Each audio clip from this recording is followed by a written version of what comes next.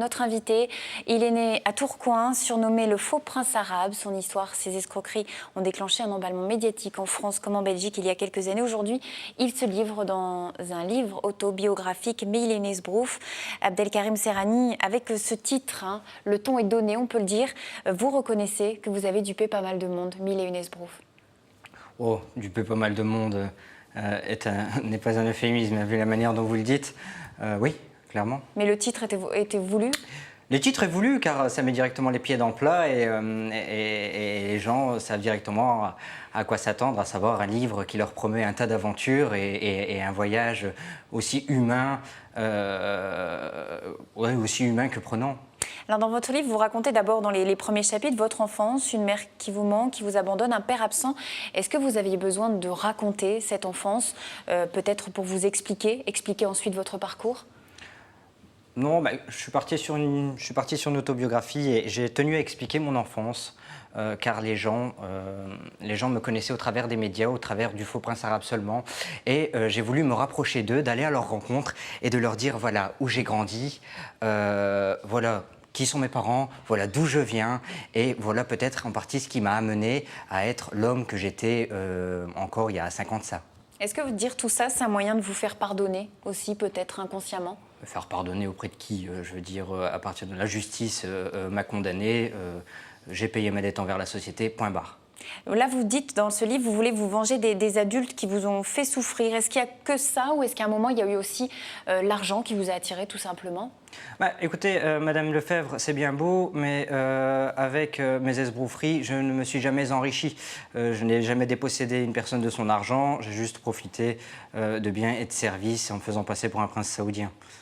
Très tôt, quand même, à l'école primaire, vous aviez des pigeons victimes de Ventloup. Je reconnais quand même, reconnaissez-le aussi. À un moment, vous dites à votre professeur, quand vous étiez très jeune, vous avez vu l'argent dans le portefeuille. Ça vous a quand même attiré. Vous parlez ensuite de proie. C'était une anecdote de gamin qui était bien formulée et bien tournée. Une anecdote de gamin avec ces petits larcins de gamins qui sont à prendre pour ce qu'elles sont. Mais concernant quand même les hôtels de luxe, les restaurants, c'était quand même un milieu particulier, peut-être un milieu aussi que vous rejetiez dans votre enfance et que finalement ensuite vous a attiré.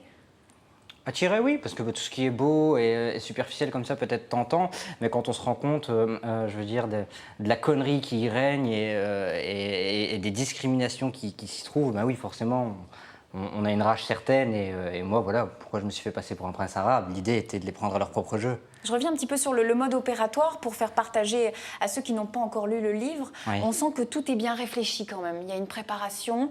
Est-ce que vous agissez en fonction de la personnalité de votre proie, entre guillemets? Est-ce que vous détectiez les failles? Comment ça se passait? Oui, comme dans tout système, parce que je veux dire, je m'en suis surtout pris à les institutions bancaires.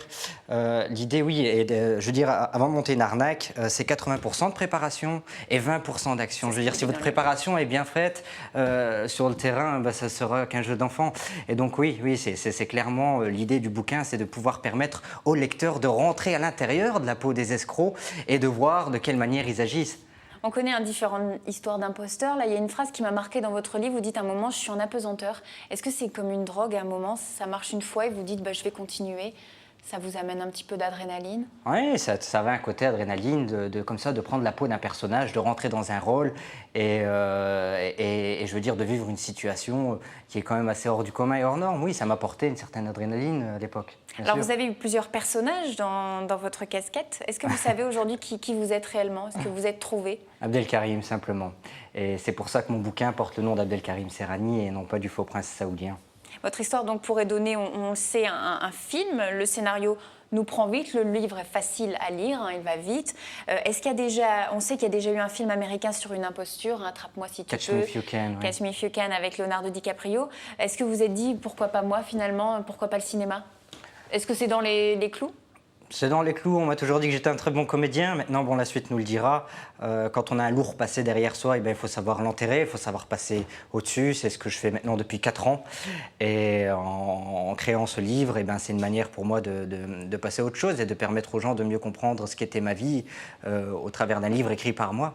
Est-ce qu'on vous a pas dit aussi à propos du livre, est-ce que c'est pas un peu culotté d'écrire ce livre après tout ça, de se faire du business, même si je crois que vous ne prenez pas d'argent sur le livre? Non, pas du tout. Non, c'est une manière pour moi de communiquer avec les gens et d'aller à leur rencontre. Ils me connaissent au travers de la presse, mais au final, ils ne savent pas qui est Abdelkarim Serrani.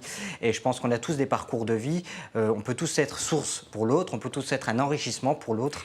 Et moi, j'espère pouvoir apporter à des jeunes l'idée de leur dire, ben voilà, moi j'ai fait des erreurs, ne faites pas les mêmes et profitez de cette chance de vivre dans des pays comme la France où on vous donne un certain nombre d'armes pour réussir. Donc donnez-nous un petit peu la suite pour vous. Vous êtes condamné à 42 mois de prison, c'est bien ça, vous avez fait appel et l'argent du livre, ce sera donc pour rembourser les parties civiles. Oui, ça a été remboursé en partie, oui.